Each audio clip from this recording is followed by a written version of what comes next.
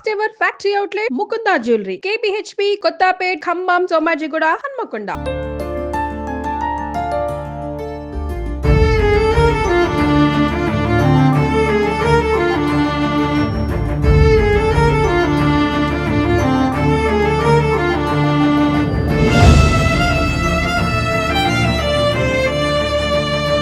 పెళ్లి చేసుకున్న తర్వాత మా పెళ్లికి ముందు మా అన్నయ్య మీరు ఎట్లా పెళ్లి చేసుకుంటారో చూస్తా నేను, మీరు ఎట్లా ఉంటారో చూస్తా నేను, సూర్యాపేటలో ఉండనిస్తానా నేను. సూర్యాపేటలో సంచలనం లేపిన కృష్ణ అలియాస్ బంటి హత్య కేసులో దాదాపు పరువు హత్యగానే పోలీసులు అయితే ఒక అంచనాకు వచ్చిన పరిస్థితి ఉంది. దీంతో ఏదైతే కృష్ణ మామగారు ఉన్నారో వాళ్ళ కుటుంబ సభ్యులే హత్య చేశారని కూడా పోలీసులు అయితే దాదాపు ఒక అంచనాకు వచ్చిన నేపథ్యంలో కూడా పూర్తి స్థాయిలో ఇక్కడ ఆసుపత్రిలో మాత్రం ఒక విషాదకరమైన వాతావరణం అయితే ఉంది. అయితే కృష్ణ అసలు ఎప్పుడు వెళ్ళాడు, ఏం సంగతి, ఆమెకు ఒకవైపు భార్గవికి కూడా మాల అయితే కృష్ణ సామాజిక వర్గం మాల సామాజిక వర్గం దానికి సంబంధించిన మాల సామాజిక వర్గం నాయకులు, మహిళా నాయకులు కూడా అందరూ కూడా వచ్చి ఆమెకు తమ ప్రగాఢ సంతాపం మీద చెప్తూ పరిస్థితి, ఆమెకు ధైర్యం కూడా చెబుతూ ఉన్న పరిస్థితి కనపడుతుంది. చెప్పమ్మా, అసలు మీ కుటుంబ సభ్యులనే ఒక హత్య చేసింది మీ భర్తను ఒక అంచనా అయితే వస్తుంది, దాదాపు అదే నిజమవుతుంది.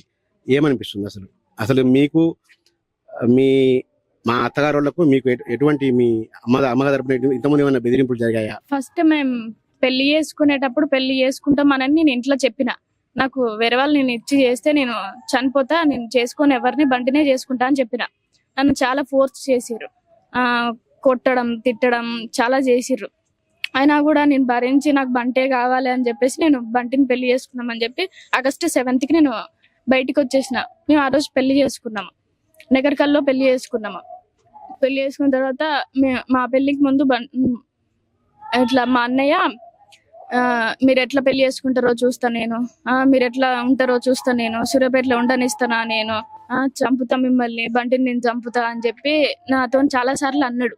అయితే నేను బంటితో చెప్తే సరే మనం మరి ఇక్కడ ఉండాలా వద్దా అని చెప్పి ఆలోచిస్తే ఏం కాదు ఇక్కడనే ఉందామని చెప్పిండు బంటి. అట్లా మాదేంటో మేము బతుకుతున్నాం, మధ్యలో వాళ్ళు ఇట్లా అవి ఇవి చేయడం తిట్టడం అవి ఇవి చేస్తుర్రు, మధ్యలో మాకు తెలుస్తున్నాయి కానీ మేము సైలెంట్ గానే ఉన్నాం.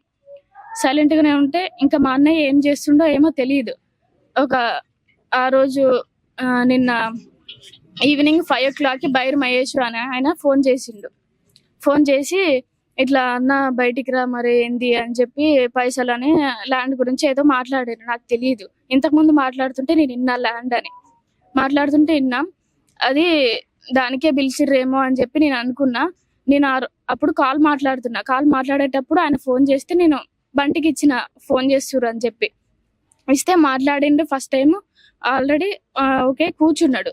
కూర్చోగానే మళ్ళీ నేను ఫోన్ మాట్లాడుతుంటే మళ్ళీ ఒక 3 times ఫోన్ చేసిండు. ఫోన్ చేస్తే మళ్ళీ ఫోన్ చేసిండు అని చెప్పి ఇస్తే మళ్ళీ ఆ ఫోన్ మాట్లాడి నాకేం చెప్పలేదు, ఇంకా బయటికి వెళ్ళిపోయిండు. నేను బయటికి వెళ్తుండు అని నేను అనుకోలేదు. నేను ఫోన్ మాట్లాడుతున్నప్పటికీ నా ఫ్రెండ్స్ తోనే మాట్లాడుతుంటే నాకేం చెప్పలేదు. ఇక నార్మల్ గా బయట ఉంటాడేమో అని చెప్పి నేను అనుకున్నా, ఇంటి బయట ఉంటాడేమో అనుకున్నా. ఎప్పుడైనా చెప్పిపోతాడు నాకు ఖచ్చితంగా, చెప్పండి నేను బయటికి వెళ్ళడు. కానీ ఆ రోజు ఏందో మరి కంగారుగా బయటికి వెళ్ళిండు, తెలియదు. ఆయన ఫోన్ ఎప్పుడైనా మీకు ఇచ్చిపోతాడా? ఫోన్ తీసుకెళ్తాడు కదా మామూలుగా, అయితే ఇప్పుడు ఎందుకు ఇంట్లో పెట్టి వెళ్ళిండు?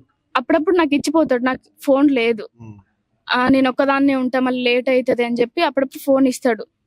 ఎక్కువ శాతం ఆయన దగ్గరనే ఉంటది. నేను ఆ రోజు ఫోన్ మాట్లాడుతున్నా, ఇంకా సర్లే అని చెప్పి ఎమ్మటే వస్తా అనుకొని పోయిండే ఏమో మరి తెలియదు. అటే ఇంకా 5కి వెళ్ళిపోయిండు, ఇంకా రాలేదు. ఇంకా ఆయన దగ్గరికి వెళ్ళిండేమో మాట్లాడుతురేమో అని చెప్పి నేను అనుకున్నా. అయితే 11 o'clock అట్లా నేను ఫోన్ చేసిన ఆయనకి. ఫోన్ చేస్తే లిఫ్ట్ చేయలేడు.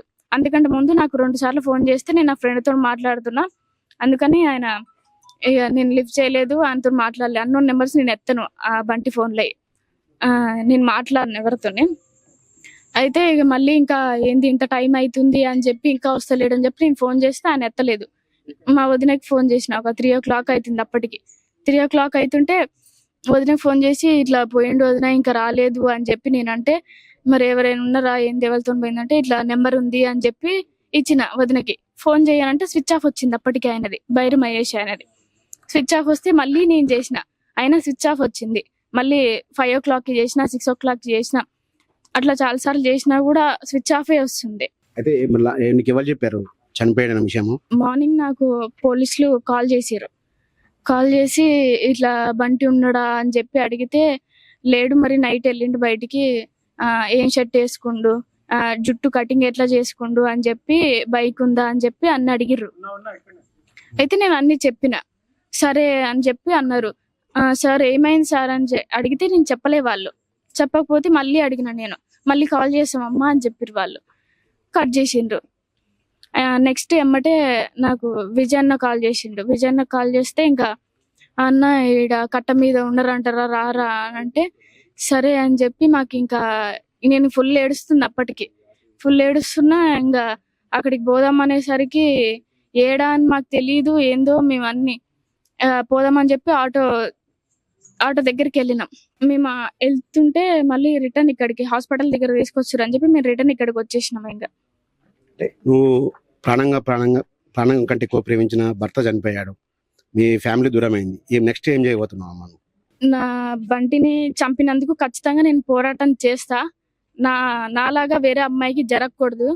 ఇలా అందరు అమ్మాయిలకి జరుగుతుంది.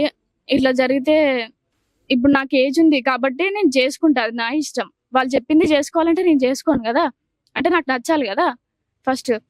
అందుకే అమ్మాయిలకి కొంచెం రక్షణ కలిగించాలి అని చెప్పి నేను అనుకుంటున్నా. మీ అమ్మ ఏమంటుందంటే, మీ అమ్మతో మాట్లాడినాము, మీ అమ్మ ఏమంటుందంటే ఆల్రెడీ ఎంగేజ్మెంట్ అయింది, ఇటువంటి బాధ ఏ తల్లిదండ్రులకు ఆడపిల్లలు కలిగించవద్దు, మా బిడ్డ చాలా కష్టపెట్టింది అంటుంది. దానికి ఏం సమాధానం? నాకు ఎంగేజ్మెంట్ ఏం కాలేదు, అవుతుంది అని అంటేనే నేను బయటకు వెళ్ళా. ఎంగేజ్మెంట్ అయితే నేను ఎందుకు బయటకు వస్తాను? ఫస్ట్ నేను ఎందుకు ఎంగేజ్మెంట్ చేసుకుంటా? ఆల్రెడీ నా మనసులో ఒకరు ఉన్నారు. తర్వాత నేను ఎందుకు ఎంగేజ్మెంట్ చేసుకుంటా? నాకు ఇష్టం బంటి అని చెప్పిన వాళ్ళు ఒప్పుకోవట్లేదు. నేను అప్పుడు ఇంట్లో నుంచి వచ్చేసిన. నన్ను కూడా చాలా ఇబ్బంది పెట్టిరు వాళ్ళు. భవిష్యత్తులో మీ ఇంటికి వెళ్తావా, లేకపోతే బంటి వాళ్ళ మదర్ని చూసుకుంటే ఇక్కడ ఉంటావా? లేదు, నేను మా ఇంటికి అయితే వెళ్ళను. నేను బంటి వాళ్ళ ఇంట్లోనే ఉంటా, వాళ్ళతోనే ఉంటా, వాళ్ళ పేరెంట్స్ తోనే ఉంటా. ఇది భార్గవి చెప్తా ఉంది. ఇది బంటి హత్య వెనుక ఎవరున్నా కూడా వదిలిపెట్టేది లేదు, ఖచ్చితంగా మా ఇంటికి అయితే వెళ్ళే ప్రసక్తే లేదు. బంటి వాళ్ళ మదర్ని ఫాదర్ని చూసుకుంటూ వాళ్ళ ఇంట్లోనే ఉంటాను, జీవితం మొత్తం కూడా వాళ్ళతోనే గడుపుతాను కూడా భార్గవి చెప్తా ఉంది.